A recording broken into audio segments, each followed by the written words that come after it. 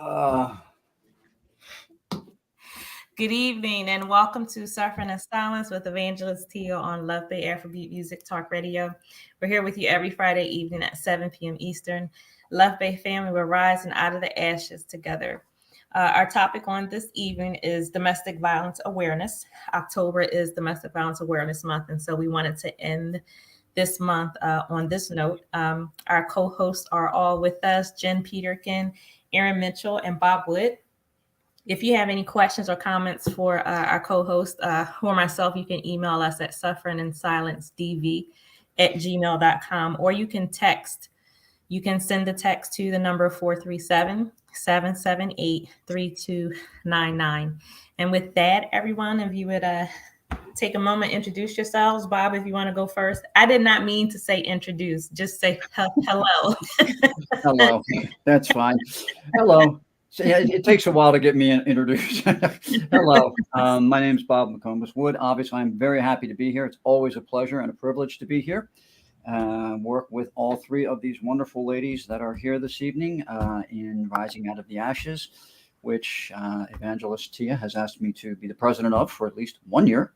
And hopefully I'll steer the ship in the right direction. So again, yeah, it's a pleasure to be here, and thank you for being with us this evening. And we have some, as I said, wonderful ladies that are here to discuss the topic. I'm going to step back. Jen, I'll ask you to go next, but I just want to clarify it's for at least 3 years. But we could go over that in one of our board meetings or something. I just let me just put that number in here. Let me write my draft board. Hold on. No. Talk it over with Linda. And, 1 year still here. Long distance. There you go. Yeah. Jen, you want to go next? Yeah, sure. Hello, everyone. Good evening, Love Bay. It's such a pleasure and an honor to be here as well. Love working with all of these people.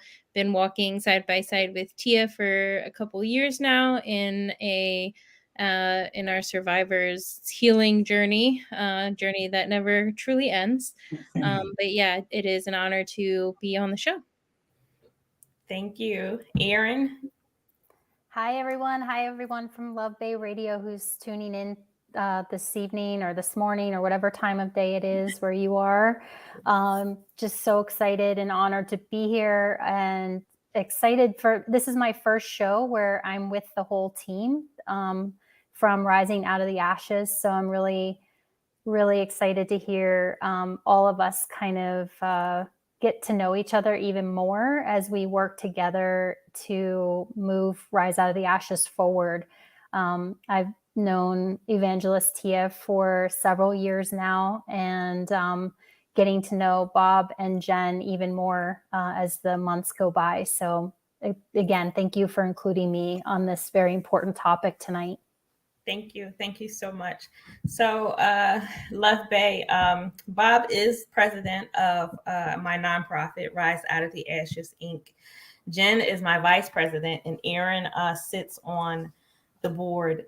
And I've said this to my board several times. I'm making this up as I go along.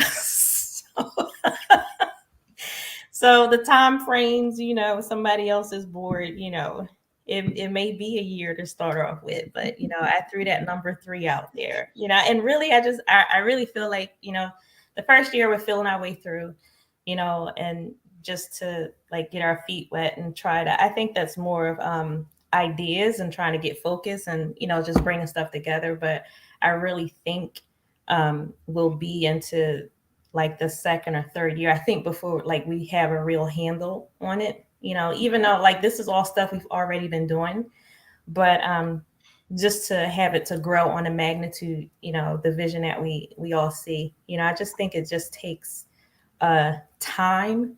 And I've said this before, I surround myself with people who are competent, people who are good at what they do, because I can't do everything and I need help. But I also surround myself with people that I trust.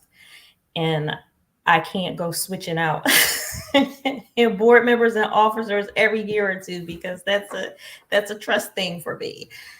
But I thank you all for what you do. It's not a small thing. It really is not. It's not small, and all the work that each of us do, the areas that we're in. I think for all of us to be able to come together with our other board members that we have. I mean, we all work in this area in some kind of way with missing and murdered Indigenous women, domestic violence, sexual assault. For all of us to be able to come together and keep doing what we do and do it on a larger level, I think that's a great thing. And I'm willing to continue to put in the time and effort to do it. Like this is it for me. This is my purpose. This is my call. This is what I'm supposed to do. So I just want to keep doing it. And I think for me, it's great because as I've done this and as I continue to do it, I've met you all, and I'm meeting people, like you, who are like-minded. We have a common goal, and we're even though we can branch off in different areas, the different projects and things that we work on, we are still like-minded in that we're trying to help with the healing process of individuals. And I really appreciate that. That's not a small thing. It's not.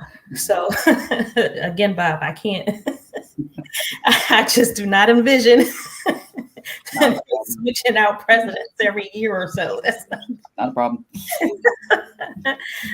and I'm what's the word I want to use? Technology is good.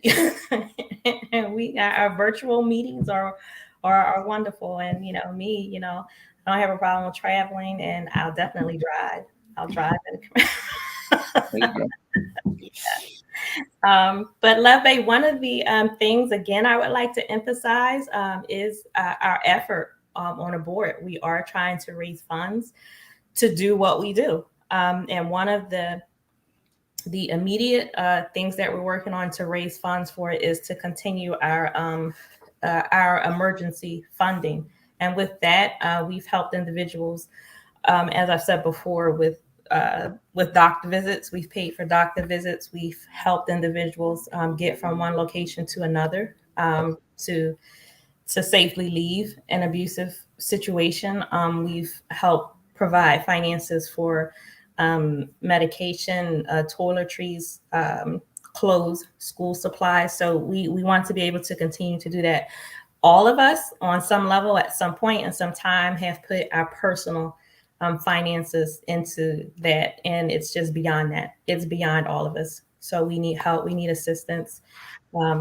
So if you would like to participate in that, you can visit GoFundMe and look for our nonprofit, which is Rise Out of the Ashes, Inc. You can donate that way. If you'd like to write a check, you can write a check to Rise Out of the Ashes, Inc. Email me and I will let you know where to send that check if you would like to do it that way.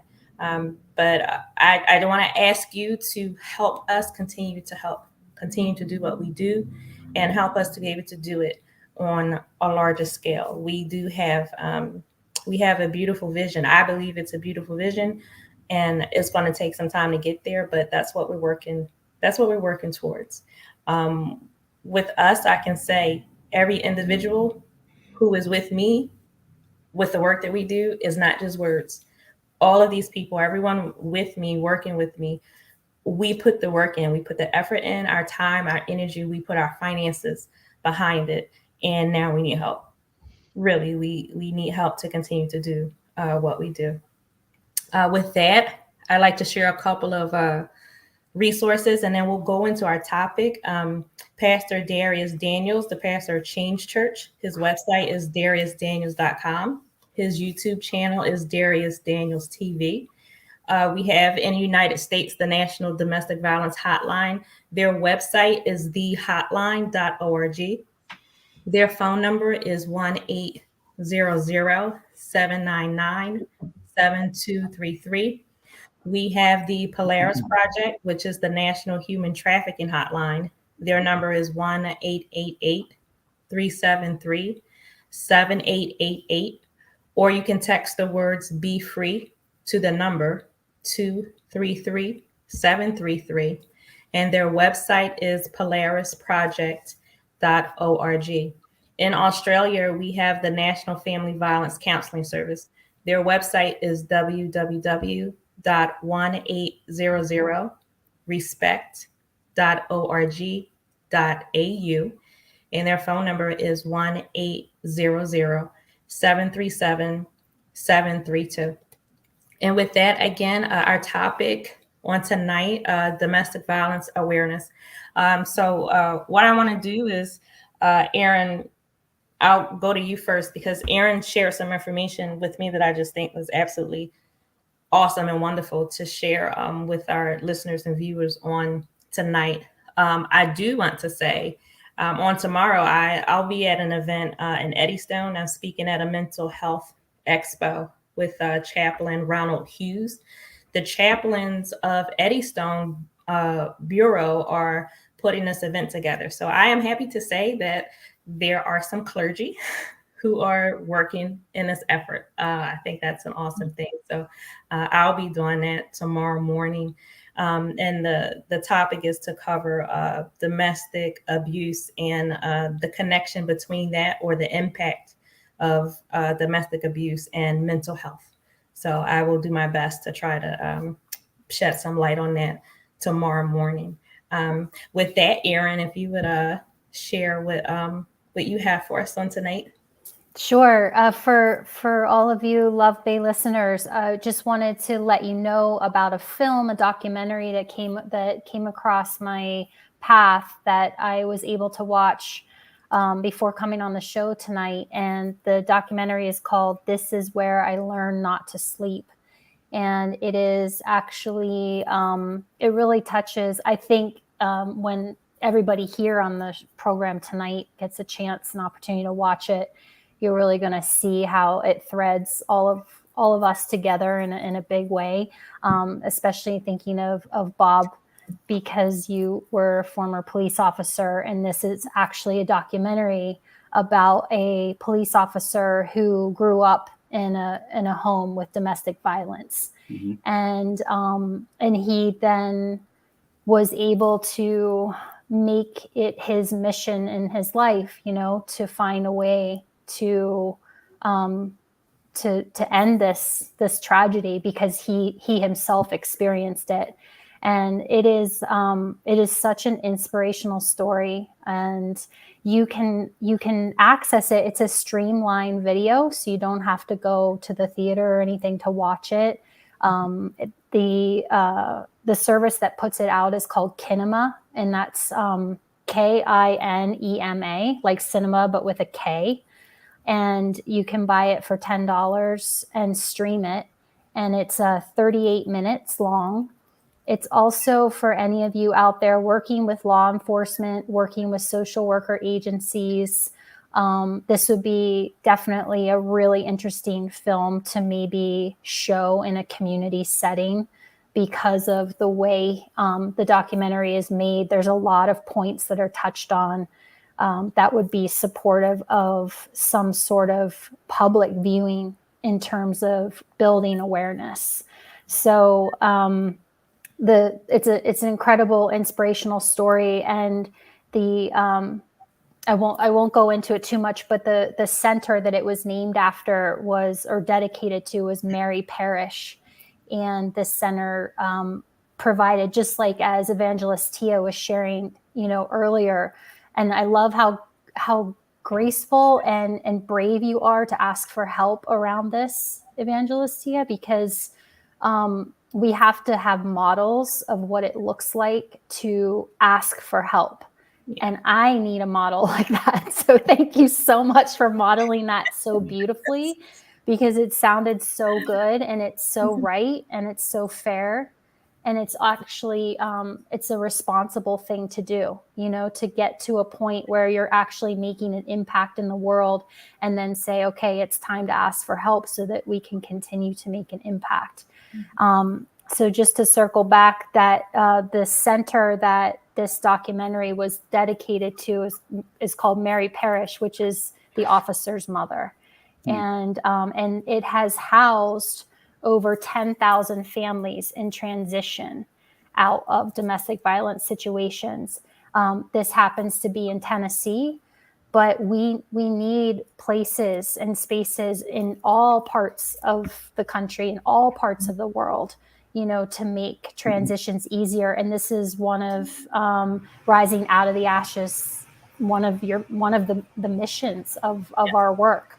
And so this is really touching on that fact. One thing I just wanted, a quote that I wrote down that I wanted to share with all of you, that really hit home for me in watching it, was whenever we hear somebody ask the question, and I feel like I've heard each of you say this at different times when I've listened to you speak. So, I'm speaking, preaching to the choir here in a way, but he said, Officer, what is his name?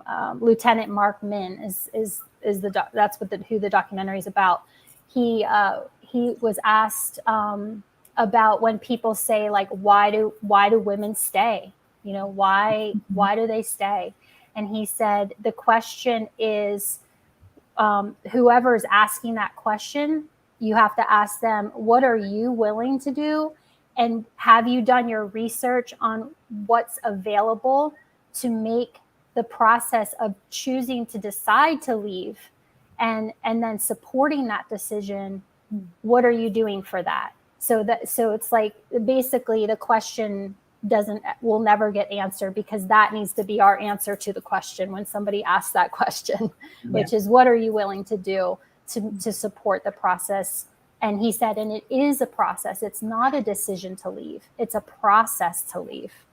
And what are we all doing on an individual level, as a society, to support people that are living in violence, to be able to extricate themselves in a safe way without hurting themselves or their children? Yeah. Well, I think that is a part of, I think that is what needs to be a part of awareness, because it's not just the relationship between the two people. It's not just the violence that one person may encounter at the hands of another. It's the effects on the children. It's about the finances, whether you have finances or the wherewithal to actually move. It's about the extended family or friends around you, because extended family and friends can be threatened. There are people who stay where they are because the lives of people who are dear to them are threatened. And there are some individuals who will make good on those threats. And so there's just a lot that can come about and should come about in the awareness, but this information needs to be presented with people who are trauma informed, who are able to present this information in a way that that it can be understood. It's going to be hard to digest, because this is what we do is not easy. It's not. It's hard. I mean, I've been doing this for years, and I have to take a break, at times myself. I went to the link, Aaron, that you sent me earlier, and I couldn't watch the program like I wanted to, and I intend to do it. But when I went, I read the description. I know what it is, what it's about. I couldn't do it then. I had to take a break. So even me, there are times that I still need to take a break. There were some articles in front of me today. I couldn't read them because I needed to take a break. So we need the information, and we have to digest it. We need someone who is trauma informed giving and presenting this information, but it definitely needs to be put out there. It can't be ignored. So there are things that even I can't see, I can't talk about. I need some time, but it doesn't mean that I'm never going into the issue at all. I'm not turning a blind eye. This is, how I implement the self-care with, I can't take too much, at one time. But I think there's so much more than awareness than to just say domestic violence is here, someone is being hurt, or people are being hurt. It's the effects of it. is you have to think about the children involved. You have to think about elderly parents who may be involved. You have to think about the dynamics of it, how there may be children who are actually abusing their parents. And what do you do? Because you can't take an 11 or 12-year-old and just put them out of the house. You know, it's just, it's a lot that people don't know, don't understand, and we need to shed a light on it. And, you know, as you alluded to, Aaron, that the question of why, there needs to be more answers than questions, because you can't say to me, well, why don't you just put that child out of the house? You don't just toss the 10-year-old out the door. Yes, they may be physically dangerous, but it's not cut and dry like that. Believe me, it's not that simple. I know of situations where our children were violent in the house. Police were called to the house. The children were taken to police station and then released back to the parents. You know, paperwork was filed and everything, court dates were given, but that child had to go back home to the parents. So it's not, there aren't quick and easy answers like that. And I think there needs to be more help, you know, than questions. And part of what we want to do is to have places available. We want to provide shelter, temporary shelter, permanent shelter, but we need the finances to do that, you know. And I don't have a problem asking for help now because, you know, at one point I went through my savings to do what I do. And I know that I can't do that anymore because I still have a responsibility for my home, you know, my household, my child. As much as I want to help, I know that it's beyond me. So I don't have a problem with helping. I find it fascinating that individuals are very, very encouraging with words. I think that is remarkable, because when I say now I need finances, things go quiet. And I'm like, I get the pat on my back when I'm writing the check. You know, when, you know, if my account is going empty, it's okay. But when I say, you know, I need help, I haven't had the responses that I thought I would get. You know, and even speaking of awareness, I've had a couple of events already this month that I was supposed to speak at or help with. And in the event, I had to be, I was asked to change words, to, you know, it was like you can't say abuse, you can't say domestic violence, because, you know, people in a room are going to be offended. Okay. But if you know me and you know what I do, this is what I do. So if you're calling me, you are calling to shed light on domestic violence. And it's kind of like, if you're bringing in truth and you're bringing in information, it's like ruffling feathers. People are uncomfortable and they're not ready for it. I think a lot of people in some situations aren't ready for what I will say, because I don't paint a pretty picture. I mean, it's the truth.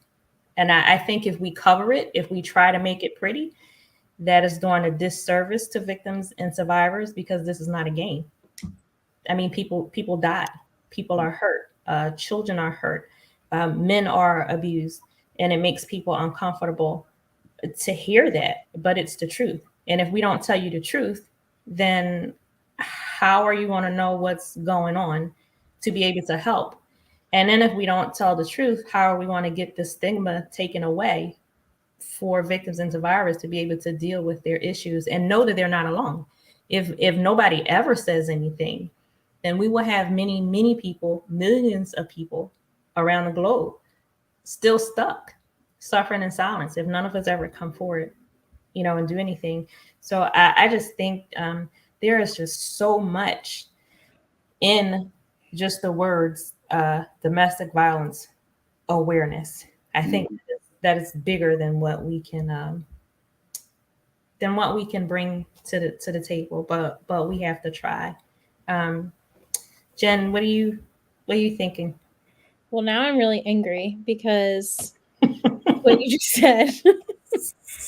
The censorship thing really gets me.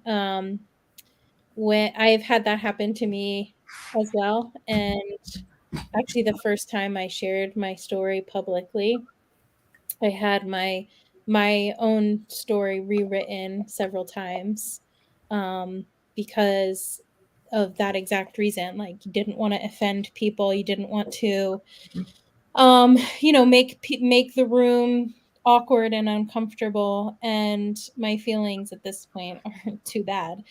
I think that it's imperative that we use these terms: domestic violence, abuse, Yeah.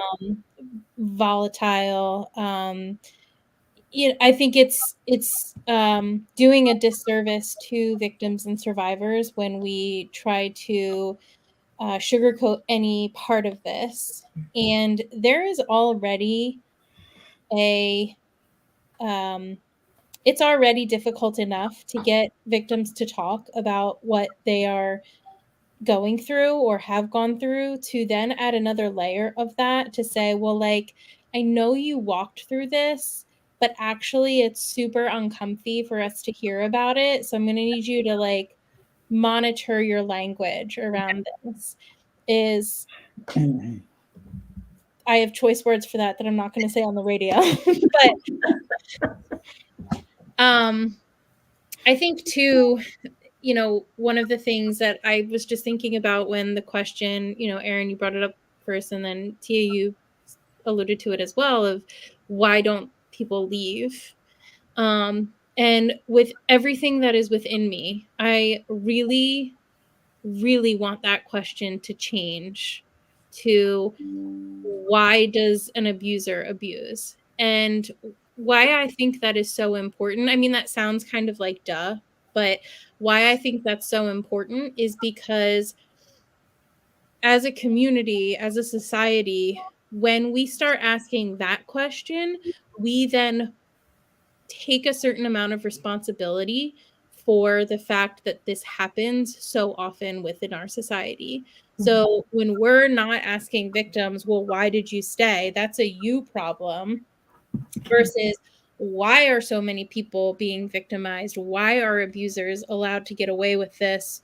Why is it so difficult for people to find help and resources? And why does it take women an average of 7 times before leaving a partner for good, if she makes it that far, if she doesn't get killed beforehand?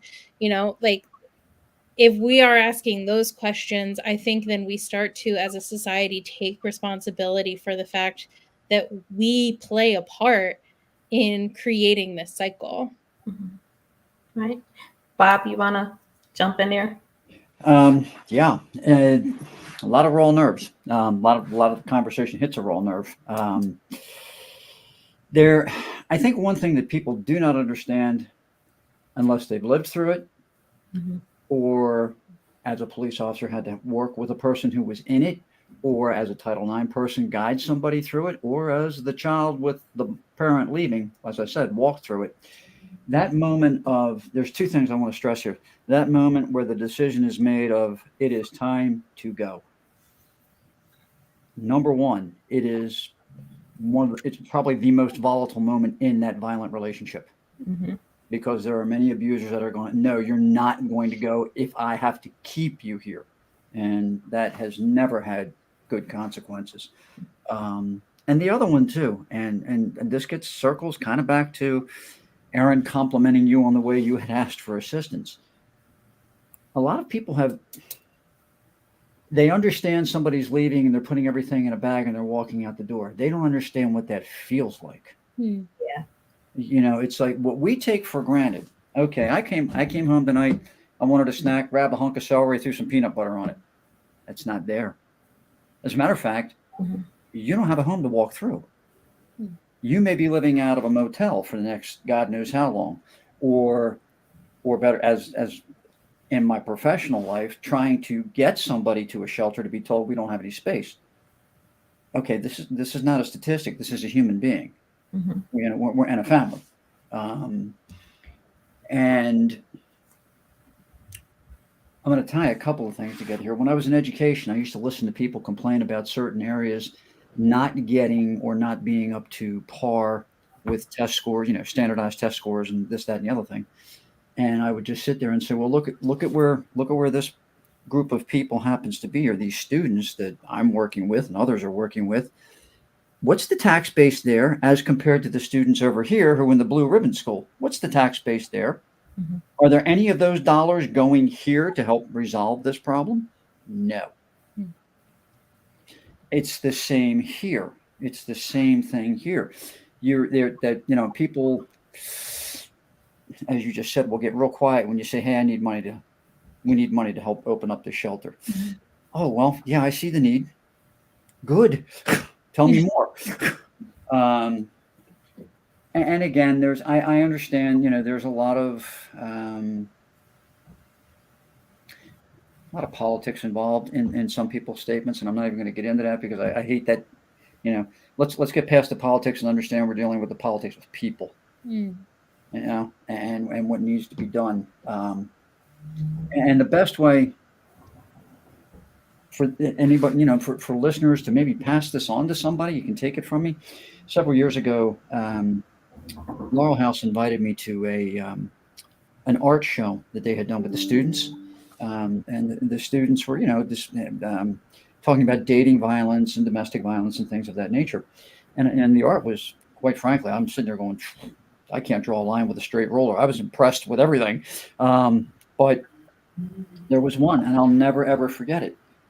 It was a picture, Christmas tree, and beside the Christmas tree was a man choking a woman. And on the other side of the Christmas tree was a little boy looking at it. And when I flipped it over, student's name was there, and the note at the bottom said, "This is my world," or "This is my reality." It was like somebody hit me with a brick. I mean, I have my own issue, things, we've talked before, where I came from, but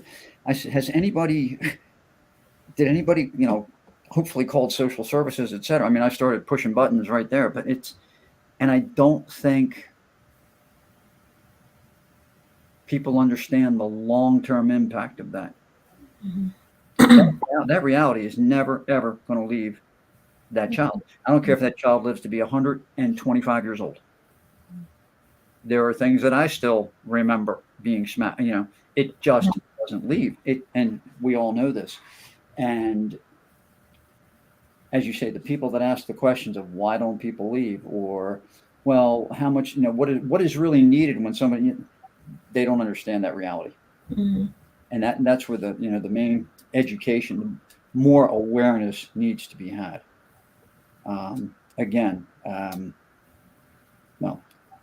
Evangelist Tia knows the story. I kind of irritated some court personnel when they refused to deal with a young lady I was dealing with, and somebody said, "Well, you should be glad that you at least got a PFA. I don't have time for you." I said, "Give me that name. Give me that name." A couple of letters later and some phone calls, my student called me back and said, "Amazingly enough, boy, they called me like immediately. I don't know what you did." I said, "Hey, I have no problem dropping the words, see me in front of Channel 6 with a sign. Not a problem." But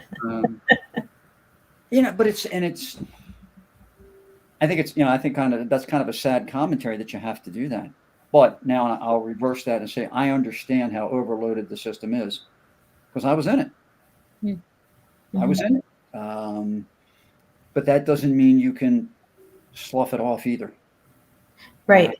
We've got to do more to ease that burden in the system and understand that that problem, the problem that's being brought to the system, going into an overburdened system, goes from being a one-prong to a two-prong to a three-prong problem. And we have to address all three of those prongs.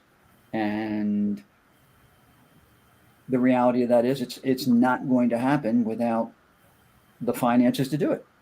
Right. It's just not going to happen. Mm-hmm. Yeah, so we do need the finances, and not just us, but all organizations who do what we do. We need the finances to make this happen. And just because you apply for a grant does not mean you will get that grant. So we need the finances coming in. But again, awareness is there's just so much more to it. I don't believe awareness amounts to sensitivity training. That irritates me beyond measure. Sensitivity training has nothing to do with domestic violence. No. It's not. That's not what it is. Tia, may I add yeah. one thing? Just Yeah. one thing. I'm sorry, I didn't mean to cut you off. I got so caught up in trying to, tell people that, no, we need to do this way. I just want to pose this question because you were censored.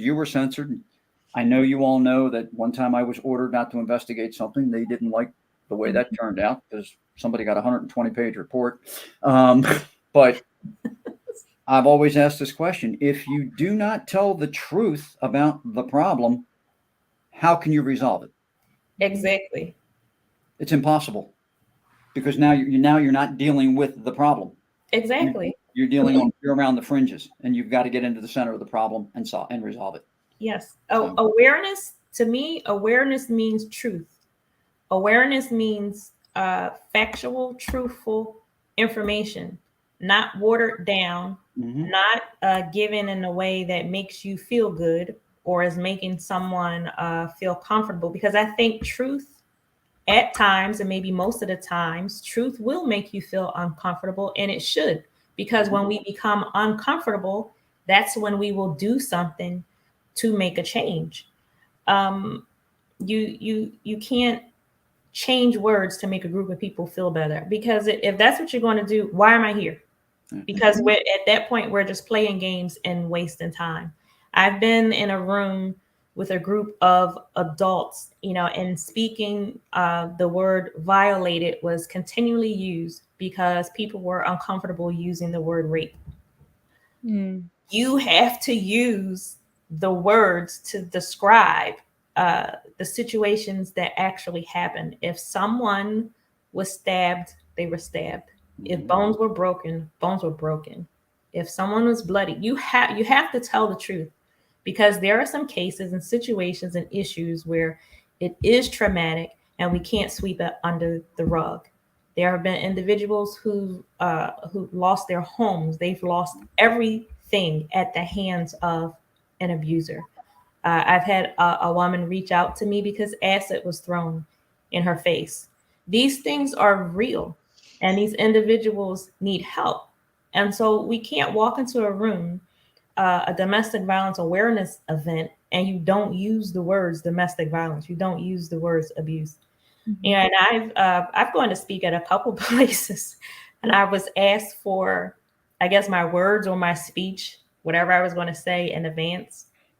And after the very first time I was asked to do that, I just got over it. I wrote whatever I was going to say and I just gave it to him. But once I'm standing at the microphone, it's like, I mean, once I'm there, I'm there. That's what it is. And I would never, say or do anything that is inappropriate, but I can't promise that no one in a room would be uncomfortable, because if I'm standing in front of you, if I'm speaking on this issue, if I'm sharing my story, you should be uncomfortable. If you're not, then something's wrong. Yeah. If you feel pretty good when you walk out and you're all smiles and you're okay, something's wrong. Something's definitely wrong. So on some levels, we should be uncomfortable. And for instance, we talk so much about safety planning. Safety planning should be a part of your life if you are dealing with an issue of domestic violence. So if you can plan ahead of time, if you can have money, if you can have some clothes, copies of birth certificates, social security cards, medical cards, if you can have that kind of information, maybe a credit card, and store it with a friend or family member. So if you have an emergency, you can get to it and then move forward. That is great. Everybody doesn't have the chance to do that. No. And everyone is not or has not been in a relationship that they were in for a period of time and they suffered abuse or violence. There are some individuals who had one case, one incident of being abused, and it was severe. And, so they didn't have, I guess they just weren't in something for weeks or years at a time to where there was a pattern and they, were able to pick up on some things. No, some people have been in issues where it was just one time. Like just out of the blue, this woman, this man, whoever just snapped and their life was in danger and they just had to get up and go.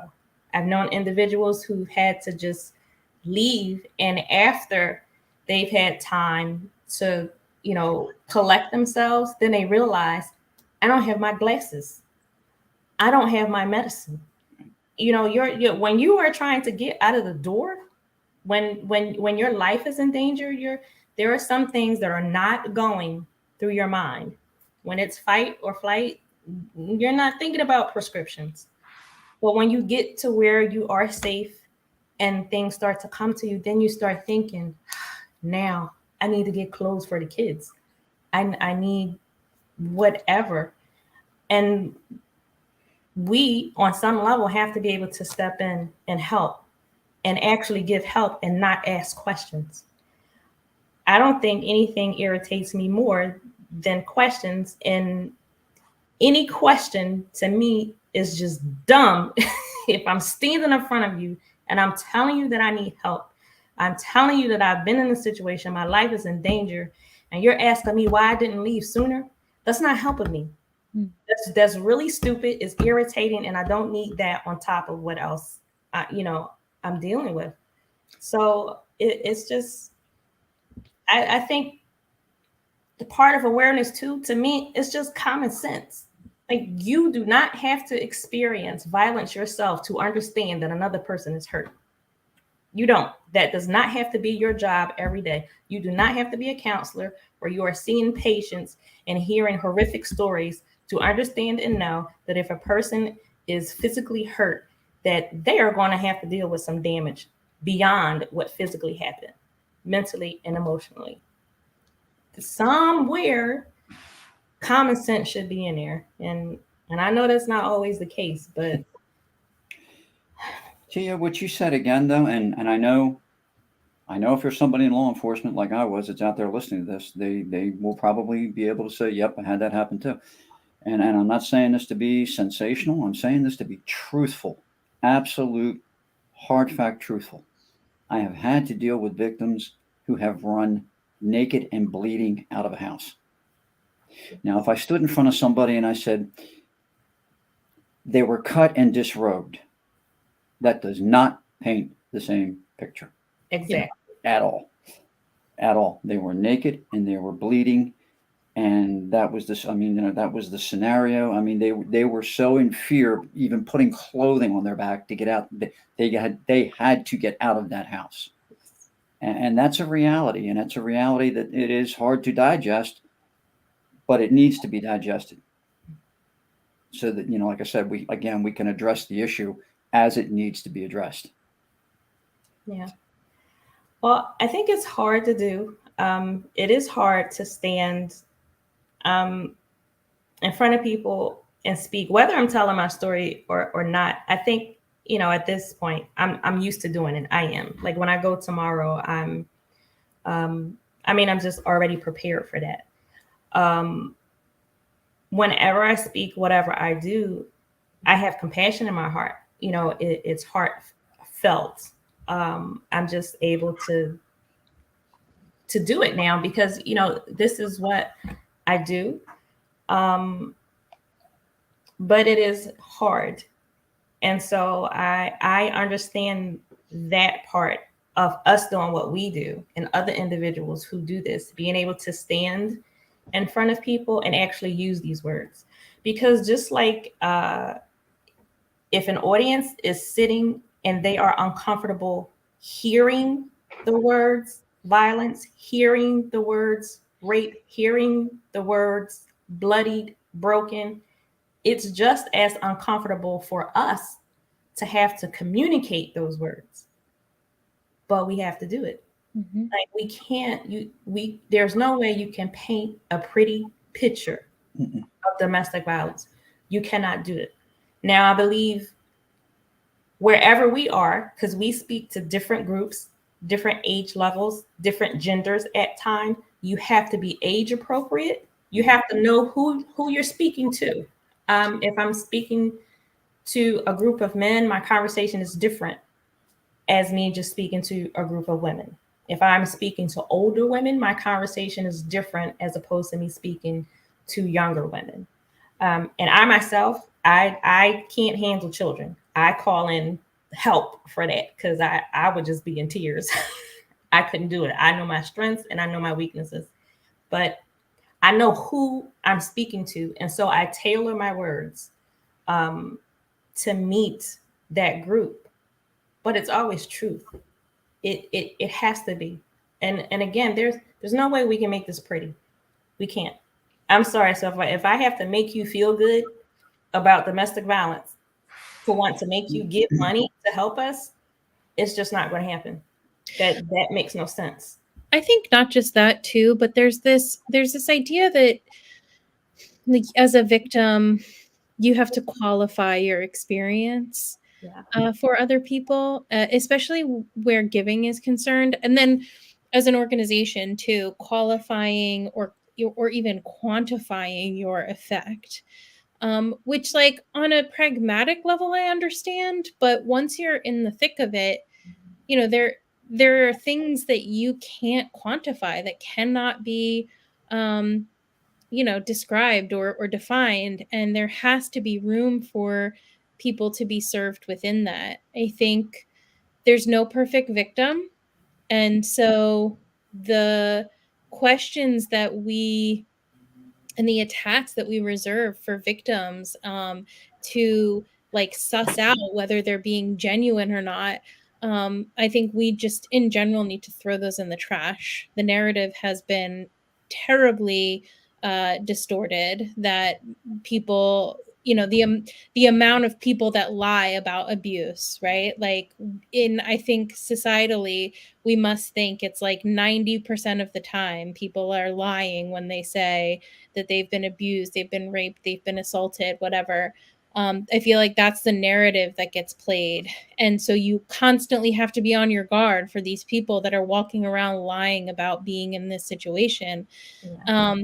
And I think part of that, there's a lot that I could say about that, but we don't have that much time left, so I won't. Part of it, I would say, though, is that we expect victims to meet a certain outcome, and that's not fair. Everybody is different. Everybody's on a different journey. Healing is not linear. And so even to the point of, like, sharing your story, first of all, that's not something that everybody's going to be able to do, and that's okay. Yeah. But beyond that, not everybody is going to be able to tie things up with a pretty bow. And, it's like, one of the things that I've had when I've shared my story is, well, like, you need to leave it hopeful at the end.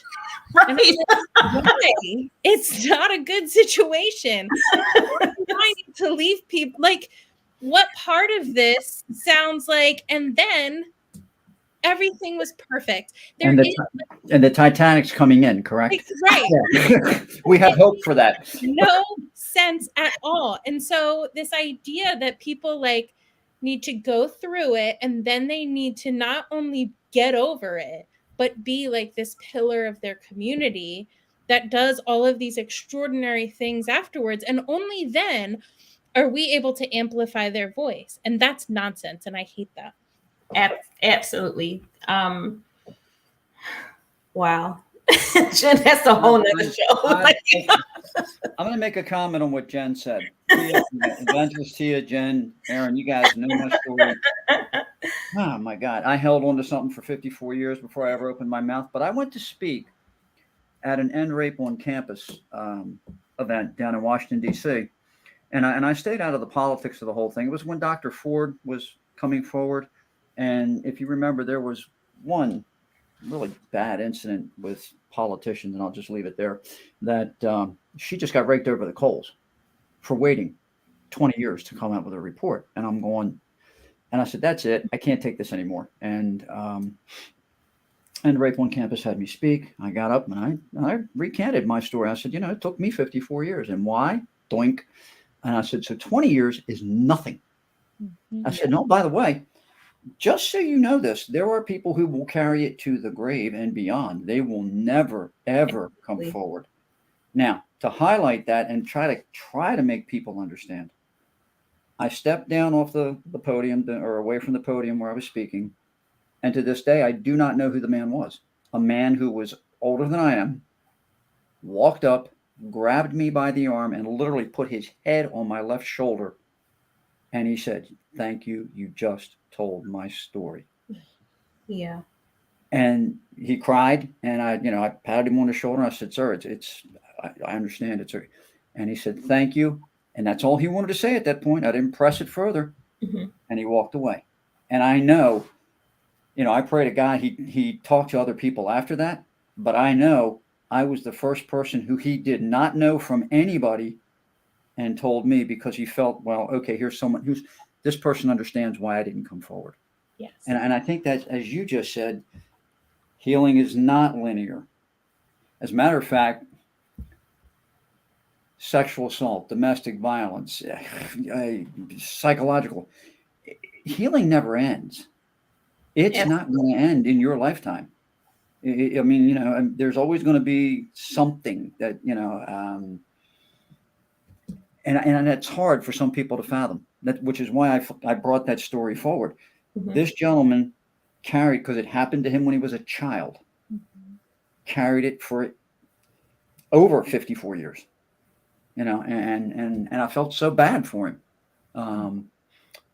But like I said, here we are watching Dr. Ford with our political leaders pull that poor woman through a knothole. It was ridiculous. It was absolutely ridiculous. And that's got to stop. That has to stop. And I think what you both said, and I'm going to try to make this point, and Aaron, I'm going to ask you to jump in here and maybe fix it up if I don't get it quite right. But, you talked about quantifying information. And I think, Bob, with the story that you just told, and Jen, with the things that you said, because I've gone through information, trying to get funding for a nonprofit, and there are just a million questions. And to me, there is not a way to quantify what we do, because it's just so much, because we help individuals who it crosses religions. So religion is not an issue. No. People's financial status, that's not an issue. Their education is not an issue. Social backgrounds, that's not an issue. So it doesn't matter if this person is black, white, if they live in California, they live in Pennsylvania, if they're in a mansion, if they're in a one-room apartment, things like that does not matter when someone needs help. And then it's like an individual can have an issue that they have been dealing with for years. That same individual who may be dealing with domestic violence or sexual assault may be dealing with domestic violence and sexual assault and drug addiction and alcoholism and being abused with their current partner, and maybe having been abused by a parent or another family member. That same individual may have financial issues where, we need to help them pay a bill, pay a rent, pay electricity, buy food. That same individual definitely would need emotional assistance, would need counseling. So there's just such a mixture. One person can cover every issue that someone needs help with, and different people can, need different things. So someone we may help with counseling issues, someone we may help with financial issues. So if someone crosses our paths, I may be able to assist them with counseling. And then another person I may be able to send to Erin for her retreat to help them, emotionally that way. So it's just the question of trying to quantify what we do. It's just, to me, it's ridiculous. It's like you just can't, because you have to count the same person several times on different issues. And it's like, but we're still helping this one person. So should our our resources be less because we're giving more to one person? Or do you know what I mean? It's like, I just, it's not fair. It's just not fair. Everybody does not need the same things, but whatever you need, you should be able to get it. There's one commonality that I think fits what you just said. Anybody in any of those situations, anxiety is a huge word. And when somebody's caught in that anxiety, I call it a whirlpool, and you just keep going down that whirlpool and down, and you're looking for something to get out of it. And that one thing, like maybe paying that bill, buying those groceries, that one thing gives you that first handhold. And you can start to pull, that may be what you, but if nothing else, it stops you for that second from continuing down that spiral. And that is a horrible, horrible feeling. Yes. Just throw it in. Yeah. And I mean, I think it's just as important if we help someone with counseling service. It's just as important if we're helping someone pay a bill, if we're helping someone relocate. It's just as important as if we send someone out to Erin to, to be at her resort. It's just as important. So Erin, I'll ask you to jump in there. Quiet. My humble resort. I do cook for you. But the resort piece, I don't have a hot tub or a pool. Not yet. We'll get there. No. Yeah, just oh man, just witnessing all of you share tonight. Jen, your story about that the folks listening want a pretty picture and want that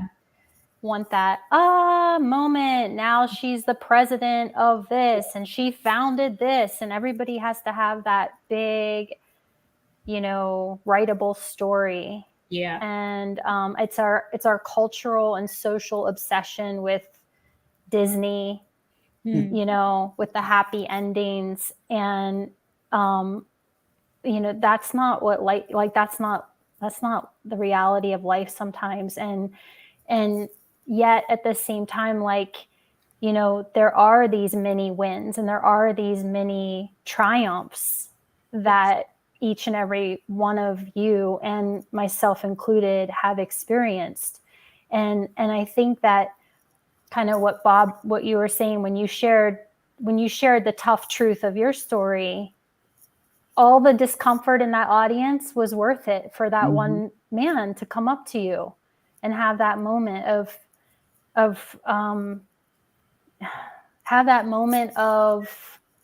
transformation inside of himself, that he could be released from that pain that he had been carrying for, like you said, over a lifetime. So I think that the other piece is I'm just noticing as all the conversations and the topics are incredibly emotional. So each and every one of you shared different things that made my stomach just turn into a knot. Okay. And my stomach is in a knot right now. If you have any body awareness, if our listeners just want to tap in and see, how shallow is your breath? Is your stomach in a knot? Are you upset? Do you feel your blood rushing to your limbs? Right? Just even the conversation. And one of the things that I love, instead of okay, everybody take a deep breath, because we're not in a yoga class and we're not there. Our mind, we're talking about stuff and it needs to be discussed. Right. But one of the things that I just want to share with all of you that you can do, and you may have heard about this relating to your nervous system, is to take a part of your shirt, take the table that you're in front of, and just start feeling the material.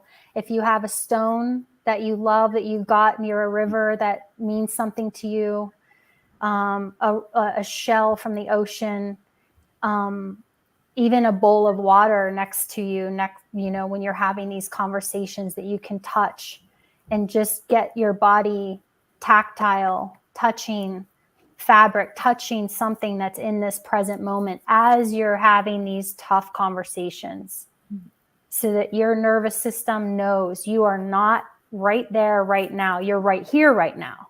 Mm-hmm. We're here together.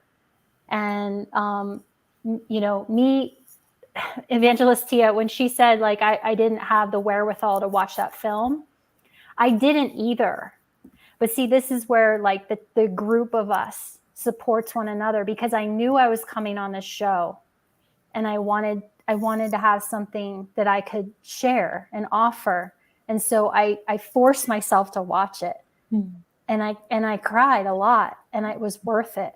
It was so worth it. And it was so worth it to be able to come here tonight and be like, lock arms, and like when one person can't, the other person can. And that's what this is all about at the end of the day. Yes. Aaron, thank Can you. Can I throw this out? I got to do it. I'm sorry. I'm going to be a Title IX guy. And what you just said, a lot of people don't understand it. I've dealt with people that took an incredible amount of courage. Mm-hmm. And God bless you for that. People don't understand how much strength that takes to take that step. And God love you. God, thank you for doing that. Yes. Aaron, that was awesome. Thank you so much. And I love how you brought attention to the physical awareness, the reactions of what we may be hearing and seeing and going through as we're discussing this. If it's us speaking, or a victim or survivor sharing their story, or going through an experience, or someone listening to it, receiving it, the panic attacks, anxiety, shortness of breath, your heart racing, all of that stuff is real. And if we don't talk about it, how is it going to be known? If I guarantee Erin said what she said and it struck a chord with someone, I guarantee someone now can think about those knots that they may have in their stomach right now and start to process that information. But we can't ignore it. We can't just say, like, take the deep breath and let it go. No, it's more than that. Because sometimes you take a deep breath and you can't catch your breath. But we need to talk about it. And it's normal. If we don't talk about it, if we don't tell the truth, if we don't use the real words, then we are still going to have individuals, our young people and our older people, walking around dealing with situations, who are actually in relationships that are filled with domestic violence, and they don't even know it, because the truth, the real words are not being shared. It's not being talked about. It's not being brought out in front. If you are sitting in any situation and your heart is beating really fast, something's wrong with that. That's not okay. It's not like if you're a great adventurers and you're about to get on a roller coaster, okay, we get that. We understand that. But if you're in a room full of people and you're having a conversation and your heart rate is going, you have shortness of breath, if it's being around a crowd or if it's the conversation being discussed, if you are having reactions in your body, something is wrong. And you need to know not only what it is, but what to do about it. You need to know. And part of that is getting the information, real information, using real words, and being able to get whatever answer you need for yourself. That's just what we have to do. So you have to use words. You can't keep saying violated. No, a rape occurred. Mm-hmm. It's not pretty. And we just can't gloss over stories. And I'm a pretty black and white, straightforward, person. And I understand when you speak, you have to do it in a way that is respectful. You do it in a way that is kind, but the truth doesn't go away. You can't make the truth pretty. And I really thank you all for tonight. I do. I appreciate that October is Domestic Violence Awareness Month, but it's not just 1 month out of the year. Like we do what we do. This is every day. People aren't just hurt in October. This is all year. So I'm thankful for the attention that is brought to it. I'm thankful for the opportunity that we have right now, but it's more than October. And awareness is more than just throwing up the color purple and tossing out an event. You know, when you get to that event, what are you going to do? You got to speak the words. You have to be honest. And anybody in a leadership position, anybody in a position, if you're putting an event together, if you're bringing in speakers, if you're bringing in someone to put forth information, counselors, doctors, law enforcement, the truth has to be shown and told. It can't be glossed over. Because, you know, we're not doing this for nothing. I'm not wasting my time. Tomorrow morning, I'm not wasting my time. If you don't want me to say what I need to say, then don't ask me to come. And that's pretty much what it is. Because what we do, somebody could die, somebody could be hurt. Yeah. You know, just by not saying what needs to be said, somebody might not make it to another day. And I refuse to have that on my conscience and in my hands. So, Love Bay, I'm just a different kind of bird. I'm a phoenix. That's right. Woo! Rising out of the ashes. Yes. Our phoenix. So we are a few minutes over the hour. So I'm going to ask that, you know, each would just give Love Bay just a final word of tonight, you know, on domestic violence awareness. You know, Bob, I'll ask you to go first, and then Jen, and then Aaron, if you would close us out for the night. There's more people out there that need to speak their truth than most of us know. But I will say this to those people who are out there: you are most definitely not alone. Yes. You are most definitely not alone. And there is light at the end of that tunnel, and speak your truth. Speak your truth. Yes, absolutely. The thing that's running through my head right now is actually about people that have not been in a domestic violence situation. And you think that you don't know anybody that has been through domestic violence, abuse, sexual assault, rape, whatever. You do. I promise you, you do. Everybody knows probably more than one person. And if you don't think that you know somebody in that situation, I would maybe just take a step back and question whether or not you are a safe person to come to, and maybe do a self-check and evaluate how you can change whatever you're putting out to become that safe person. I think we don't know what we don't know. You know, we're not born with these tools to carry us into these spaces, but they are things that we can learn. And so, yeah, I would just encourage anybody that doesn't think that they belong in this space because they're not a victim themselves to maybe take a step back and think about how they can become part of the solution. Awesome. Yeah, Love Bay Radio. Love Bay. It's a bay of love. And so we're here supporting everyone and supporting each other as we come forward with our stories. We're really really supporting ourselves, you know, again, standing for ourselves, standing up for who we are, for what our experiences have been. We don't need anybody to believe us. We don't need anybody to buy anything from us. But we can step up and share our story. And I would love to just close with Elder Amelia Washington. She's from the Inkle-Captain tribe in First Nation in British Columbia, and she used to help the women in the training program, that many of them who experienced any number of ways of violence. And she would share that one way you can really heal after a discussion and after something like we've done tonight, where we've talked about really painful things, is to rinse your mouth out with water, to drink a glass of water, to wash your face with water, to pray over that water before you do all of those things, and just allow the water to be healing for you. So I offer that to anybody listening tonight, to really use that water in the way where you can pray over it and drink it, wash your mouth out, wash your face with the water, let it cleanse any kind of pain, any kind of trauma, any kind of hurt that you're feeling. So I just want to offer that tonight. Thank you all so much. Thank you. Thank you. Thank you all for being here. I really appreciate it. I love it when we all just have a conversation. I really do.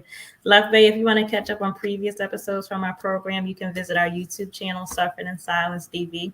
We thank you so much for joining Suffering in Silence with Evangelist Tia on Love Bay Afrobeat Music Talk Radio. We're here with you every Friday evening at 7 p.m. Eastern. Love Bay, we are continuing to rise out of the ashes together. And if you do want to help us with our fundraising, you can visit GoFundMe and search for Rise Out of the Ashes, Inc. Thank you so much. Everyone have a good evening. Bye, everyone. Good night. Bye. Good night. Thank you all so much. That was awesome. It was awesome. Thank you all. Yes. I think we're still. And I love hanging out with you. I want to where are you? I want to come hang out. I know. I want to hang out with you. I guess you guys are all in the Northeast, huh? You're in Arizona?